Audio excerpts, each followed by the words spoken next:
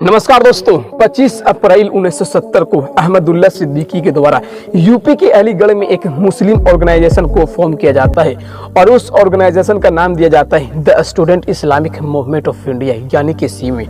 और इस ऑर्गेनाइजेशन का मकसद ये बताया जाता है कि इस्लामिक राज्य बनाना।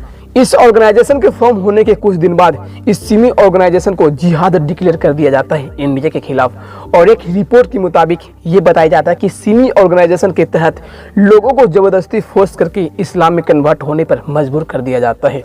और यही रीजन से साल 2001 में इस सिमी ऑर्गेनाइजेशन को टेररिस्ट ऑर्गेनाइजेशन घोषित कर दिया जाता है। और फाइनली जब 11 सितंबर को अमेरिका के वर्ल्ड ट्रेड सेंटर पर हमला किया जाता है तो उसकी वजह से साल 2001 में इंडिया से कंप्लीटली सिमी ऑर्गेनाइजेशन को बैन कर दिया जाता है।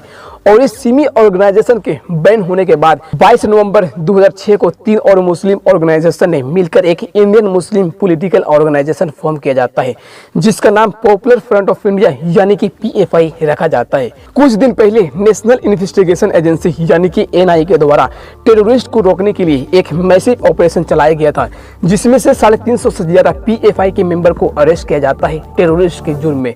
और फिर से PFI यानी कि पॉपुलर फ्रंट ऑफ इंडिया को टेररिस्ट ऑर्गेनाइजेशन घोषित करके 28 सितंबर 2022 को फिर से 5 सालों के लिए कंप्लीटली इंडिया से बैन कर दिया जाता है। तो आखिर ये PFI है क्या और इंडिया गवर्नमेंट के द्वारा इसे बार बार बैन क्यों किया जाता है? आइए दोस्तों आज की इस वीडियो में समझने की कोशिश करते हैं। इस वक्त की सबसे बड़ी खबर जहां PFI को लेकर इस वक्त ये सबसे बड़ी खबर हम आपको बता रहे हैं। PFI पर 5 साल के लिए लगा बैन। बड़ी खबर आ रही है इस वक्त PFI पर केंद्र सरकार ने प्रतिबंध लगा दिया है। PFI पर सरकार का बड़ा एक्शन। जी हां, PFI पर 5 साल के लिए प्रतिबंध लगा दिया गया है। In India, the Islamic group Popular Front of India, or PFI, has been banned for 5 years, accused of... जब गवर्नमेंट ऑफ इंडिया ने सिमी ऑर्गेनाइजेशन को 2001 में यह कहकर बैन कर देता है कि ये एक टेररिस्ट ऑर्गेनाइजेशन है और इस ऑर्गेनाइजेशन के तहत लोगों को जबरदस्ती इस्लाम में कन्वर्ट होने पर मजबूर कर देता है, तो जो सिमी ऑर्गेनाइजेशन था वो ज़्यादा पॉपुलर नहीं था जितना कि आज के दिन PFI यानी कि पॉपुलर फ्रंट ऑफ इंडिया है टेररिस्ट के मामले में। तो जब सिमी बैन होता है इंडिया से तो 3 और मुस्लिम कम्युनिटी के लोग जैसे the national democratic front in Kerala, the Karnataka forum for dignity and the Manitha Neethi Pasarai in Tamil Nadu, इन सारे ऑर्गेनाइजेशन को मिलाकर 22 नवंबर 2006 को एक मुस्लिम पॉलिटिकल ऑर्गेनाइजेशन फॉर्म किया जाता है और उस ऑर्गेनाइजेशन का नाम रखा जाता है PFI यानी कि popular front of India. PFI को यहाँ पर यह कहना है कि जिस तरह से देश के अंदर जो हिंदू से रिलेटेड कई तरह के ऑर्गेनाइजेशन आपने सुना होगा जैसे RSS हो गया, BHP हो गया, हिंदू जागरण हो गया, वेदिका हो गए, ये सब जो हिंदू कम्युनिटी के लिए काम करता है वही चीज़ हम यहाँ पर मुस्लिम कम्युनिटी के लिए काम करेंगे। हम लोग यहाँ पर दलित के लिए, आदिवासी के लिए, पिछड़े जाति के लिए यहाँ पर हम लोग काम करते हैं। PFI का यही मेन गोल है, ऐसा PFI के फाउंडर का कहना है। तो अब यहाँ पर सवाल ये उठता है कि जब PFI के द्वारा यहाँ पर सोशल एक्टिविटी होती है, लोगों को मदद करवाई जाती है, तो आखिर ऐसा क्या हुआ होगा कि 28 सितंबर 2022 को गवर्नमेंट ऑफ इंडिया के द्वारा PFI को 5 सालों के लिए बैन करना पड़ता है। तो PFI के बैन की डिमांड सबसे पहले शुरू होती है केरला में 2014 में जब कांग्रेस की सरकार थी। PFI का कंट्रोवर्सी आपको सबसे ज़्यादा अक्सर केरला के अंदर ही देखने को मिलेगा। जो सबसे ज़्यादा केरला में करंट इश्यू होती है वो सबसे ज़्यादा PFI को लेकर ही होता है। केरला गवर्नमेंट को यहाँ पर यह कहना है कि PFI ऑर्गेनाइजेशन यहाँ पर कोई सोशल एक्टिविटी नहीं करती है, यहाँ पर कोई समाज सेवा वाला काम नहीं करता है, बल्कि PFI के ऊपर ये आरोप लगाया जाता है जैसे मर्डर, शहर में कई जगहों पर दंगा फसाद करवाना, लोगों को फोर्स करना जबरदस्ती इस्लाम में कन्वर्ट होने के लिए। और इससे बड़ी चीज़ ये कहा जाता है कि PFI के कई मेंबर टेररिस्ट ऑर्गेनाइजेशन के द्वारा डायरेक्टली लिंक है। 2012 में जब कांग्रेस की सरकार थी तो उन्होंने भी यही कहा था कि PFI is nothing but restrictions of the banned outfit of a student Islamic movement of India यानी कि सिमी। कांग्रेस सरकार को भी यही कहना था कि यहाँ पर PFI यहाँ पर कोई समाज सेवी वाले काम नहीं करती है, बल्कि जो सिमी ऑर्गेनाइजेशन था जो 2001 में बैन किया गया था उसी का ये दूसरा रूप निकल के आया है PFI। केरला गवर्नमेंट को यहाँ पर यह भी कहना था कि जो PFI का मेंबर है उनके ऊपर 27 मर्डर का केस चल रहा है, इन्होंने 27 मर्डर किए हैं। और 2013 में केरला गवर्नमेंट ने ऑफिशियली ये अनाउंस कर देता है कि जितना भी न्यूज़ चैनल है, जितना भी अखबार वाले हैं वो PFI के बारे में कोई भी एडवर्टाइजमेंट नहीं देगा। एक्चुअली पीएफआई ने यहाँ पर कई बार सोशल मीडिया के थ्रू, न्यूज़ चैनल और न्यूज़पेपर के थ्रू कई बार पीएफआई के बारे में एडवर्टाइजमेंट करता है, लेकिन 2013 में इस चीज़ के लिए गवर्नमेंट रोक देता है और इसी चीज़ के खिलाफ पीएफआई के हेड और मेंबर लोग चले जाते हैं हाई कोर्ट के अंदर केरला गवर्नमेंट के खिलाफ रिपोर्ट करने के लिए।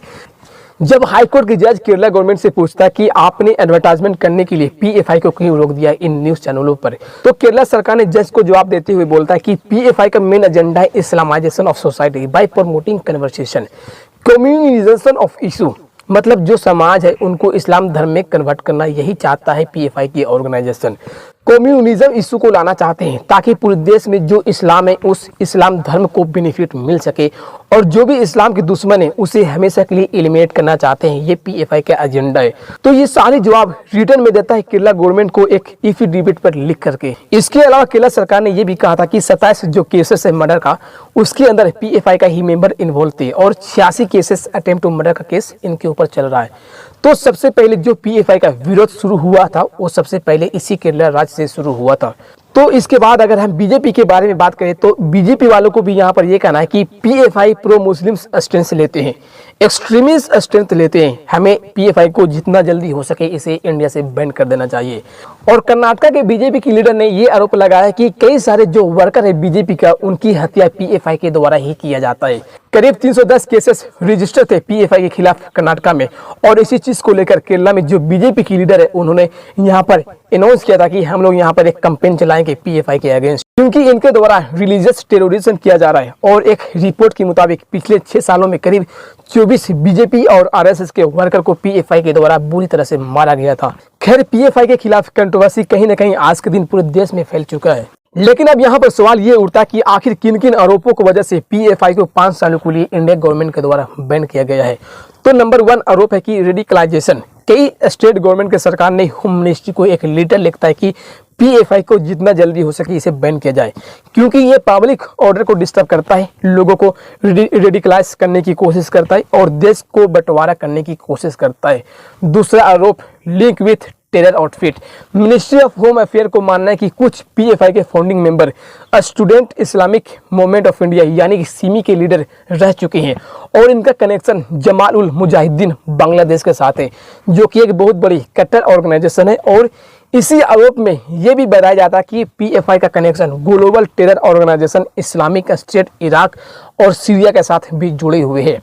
अगर इन आरोप का थोड़ा सा भी सबूत होम मिनिस्टर को मिलता है तो 5 सालों के लिए नहीं बल्कि 50 सालों के लिए ही इंडिया से पीएफआई को बैन कर दिया जाएगा। तीसरा आरोप, मर्डर चार्ज। होम मिनिस्ट्री को यह कहना है कि पीएफआई के मेंबर ने केरला, तमिलनाडु, कर्नाटक में कई बीजेपी और आरएसएस नेताओं को बुरी तरह से पीटकर उसे मर्डर कर दिया है। चौथा आरोप, इकोनॉमिक ऑफेंस।